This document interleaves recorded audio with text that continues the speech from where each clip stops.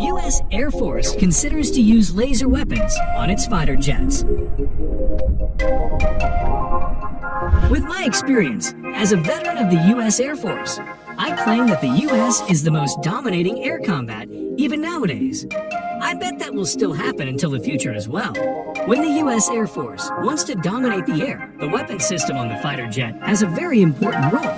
However, with the development of technology and increasing competition in the air, it is wise to try new breakthroughs by including laser weapons on their fighter jets. In the modern era, fighter designers focus on stealthy and weaponry, and it became the answer to U.S. engineers to include a laser weapon in its future projects of fighter jets.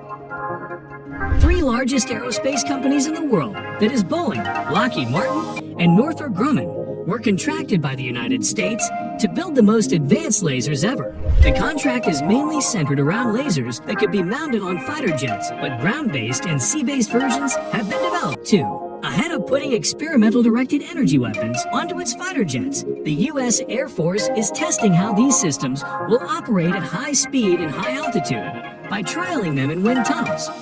The U.S. Air Force envisions placing laser weapon systems on fighter jets by the mid-2020s. The service is working on its own laser weapon, SHIELD, a pod-mounted laser that will protect fighters from incoming missiles.